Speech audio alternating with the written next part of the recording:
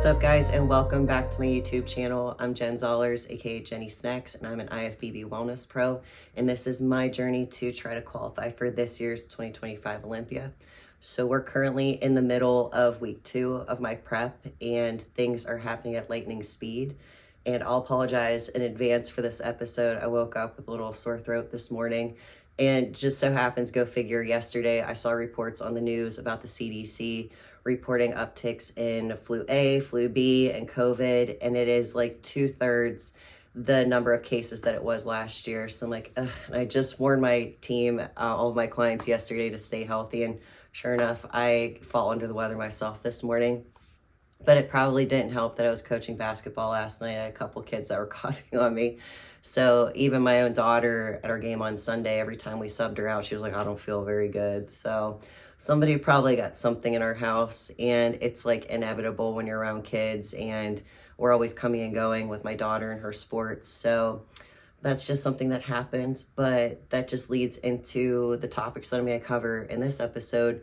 I had a lot of questions whenever I posted a little questionnaire a couple weeks ago about what do you guys want to see in my YouTube channel, and a frequent question that came up is what to expect in prep. So I have so many things that I could educate you guys on what happens in prep, and the first thing I'll start off with, since it happened to me this morning, is you have to plan in advance for weeks that you might get sick or have an injury or life events happen. So like today I woke up a little bit under the weather, and I'm trying to rally to give you guys a good episode, but I've been worse. I've had a lot worse illnesses before where you're literally down and out and you can't do anything.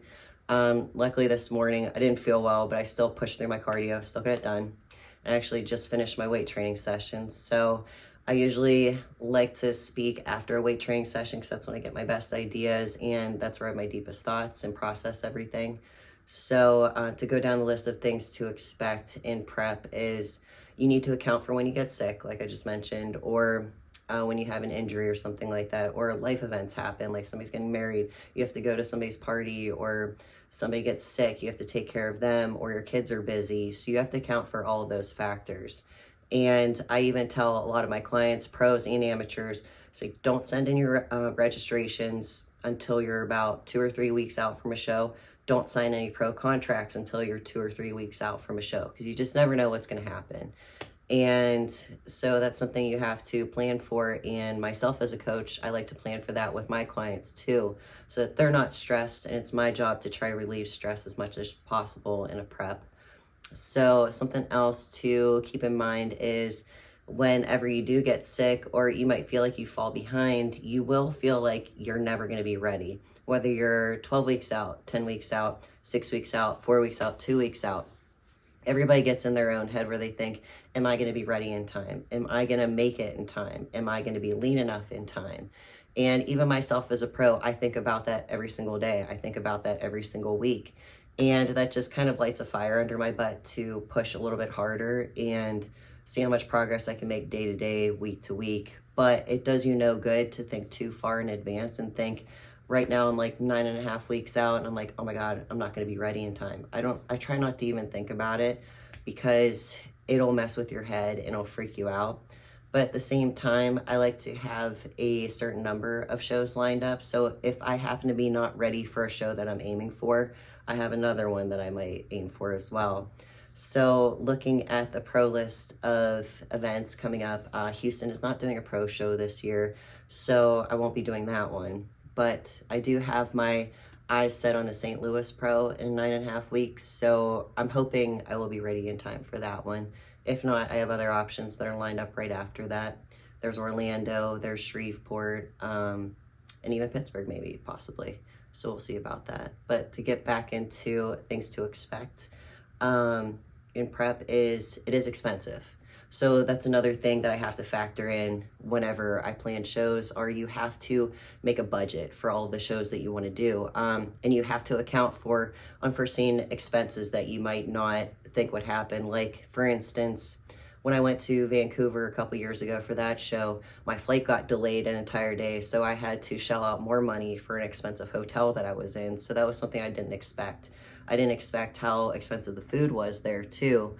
So you have to almost budget an extra $400 or $500 more than what you're paying, just in case. I call it an in case shit happens type of fund. So you have to plan for those things. Your registration is going to cost money. If you're a pro, your pro card is going to cost money each year. Your hotel expenses are going to cost money. Your hair is going to cost.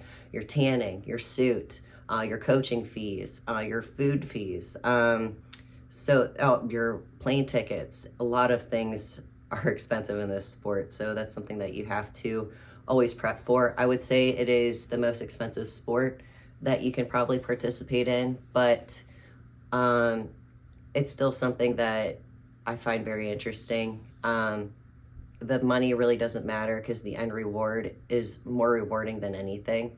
So to get back into what to expect when you're in prep, you will be hungry. You will be tired. I'm already a little bit fatigued this week and a little bit hungrier than usual today. So the more active you are, the more your metabolism speeds up, the hungrier you will be. And I knew at the end of my off season, I was so stuffed I didn't want to eat anymore. I'm like, I know I'm going to regret this because I'm going to be hungry in prep. And sure enough, it just happened today where I started to get really hungry. You have to be exact with all of your food measurements. You can't slack on 1 gram higher or lower. You have to be exact in order to achieve the best results. Something else I like to tell my clients that I don't think a lot of other coaches mention on platforms like this is you have to cook everything from scratch, because there are so many pre-prep foods like your rice pouches or whatnot that have so many preservatives and oils in them that not only will they make you inflamed and hold water, but they're just bad for your overall health. So that's something that I like to stress with all my clients is I know it takes extra time, but just cook everything from scratch. Even if you're exhausted at like 8 o'clock at night and you just want to go get a shower and go to bed, cook your food, do it, get it done, get it out of the way. Something else you need to prepare for is you will pick yourself apart every single day. This process, some people get body dysmorphia from it, but that is part of what you're judged on in the end is perfection and achieving perfection. It does no good stressing about things that are off or things that aren't where you want them to be. It's just you have to assess yourself and handle it kind of like a job. Try not to get too emotional. It is an emotional process, but I turn that into a good thing. So this is something that I'm very, very passionate about, and it's when I feel closest to God is when I'm chasing my goals. And I did some research in it, and usually in the off season, I don't feel as close to God as I do in prep. And I tried to do some research on it. I was like, why do I feel a little lost in the off season? And they say whenever you chase your goals, that is when you're closest to God, because he puts those goals and those dreams in your heart for a reason. So if you know that he's the one that put those in your heart and you chase after them, it brings you a little bit closer to him. And I just want to encourage everyone to be open to that part of it. Embrace the emotional part of this journey. That's something that you do need to conquer in this process because it's so emotional.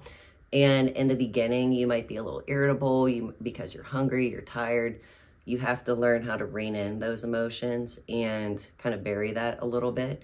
I'm a mom, so I have to keep things rolling around the house. I'm a wife too, so I have to make sure my husband is happy too. Like he might have a stressful day at work. So it's kind of like, even if I used to work at the hospital, I used to be super stressed working at the hospital and x-ray. So I try to say, leave your emotions at work. And then when you're home, you're home. Do the normal things. It's just like having another job that's stressful. It's just something you have to manage and maintain. Something else that a lot of people don't realize is that post-show, to me, is actually the hardest. And your emotions are going to be all over the place. Your hormones are going to be all over the place because you get so lean up until show day that right after a show, you want to eat what you want to eat. But because you got so lean and your diet was so restricted, your body goes through like a survival mode after a show. So it wants to store everything that you want to eat. So you see the scale go up and it really messes with everyone's heads. And they're like, oh my God, like, I don't know what to do. 1, I can't stop eating. I'm super hungry. And 2, like, I don't like how I look after a show. Show day is meant to last 1 day, Your physique is meant to last just 24 hours.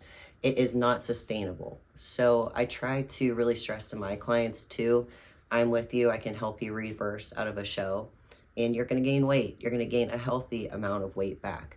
I would say you're not quite healthy enough until you're at least 10 pounds over your stage weight, and you might lose your period in prep. It takes about 10 pounds to gain your period back just because you're so lean.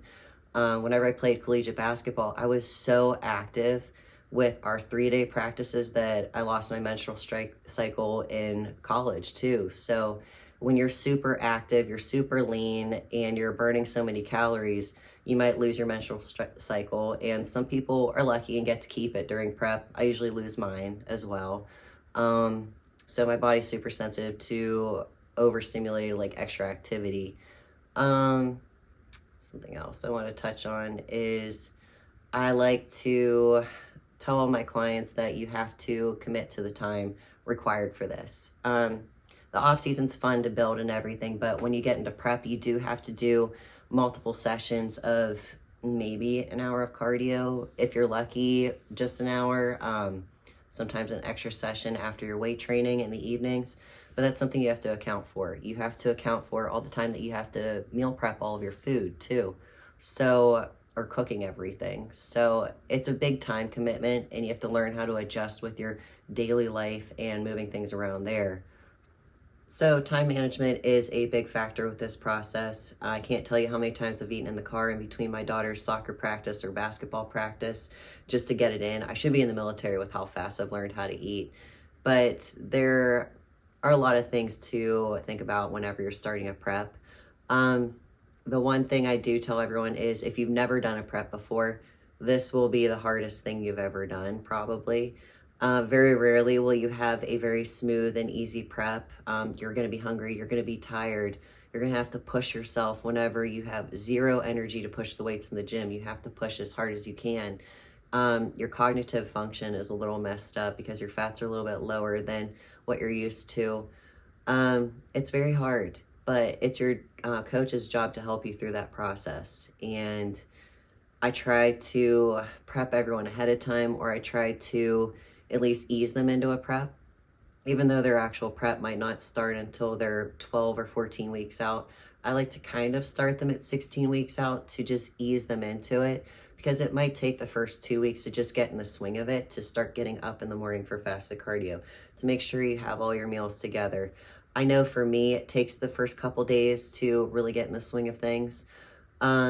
Something else to think about is when you first start a prep and you're in it, your body's going to go through this up and down motion of like, oh my gosh, we're doing this. Oh, what was my body doing? Oh my gosh, like your energy is going to be up and down. You're going to feel hungry. You might not feel hungry. You're going to lose weight very fast in the first week.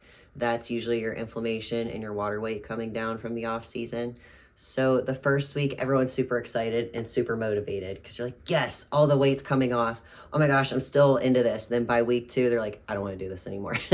And then you start losing maybe just 1 to 2 pounds versus 5 in week 1.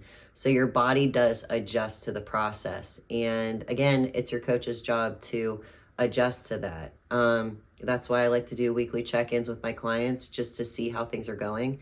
Even though we might have bumped up your cardio a week prior by 5 minutes, your body might have adjusted over the last week. We might have to bump it up another 5 minutes or adjust their food accordingly. And everybody's metabolism is different, so it's partly my job as a coach to figure that out with everyone. Not everyone's the same. Some people do better with just walking on a fast incline. Some people do better with the bike. I myself like to do a fast high incline and walk as fast as I can, but lately my hamstring has been bugging me a little bit, so whenever that does happen, it does creep up on me, I'll hop on the bike.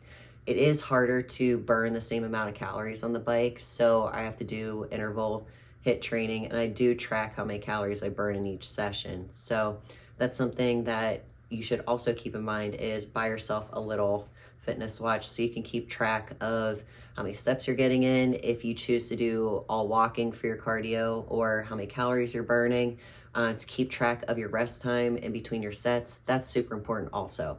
Whether you're in the off season or in prep, keep track of your rest times, whatever your coach prescribes you. And for your rest times, try to adhere to that. Try not to rest longer than what it calls for, but try not to rest less just so that you do recover in a proper amount of time. So again, those are just a few things that I wanted to touch on for what to expect whenever you start a bodybuilding journey or a prep. It is going to be hard. It's going to require a time commitment. You're going to be a little emotional. You're going to be hungry. You're going to be tired. You're going to pick yourself apart. Your hormones might be up and down throughout this process and after the process, and it's expensive.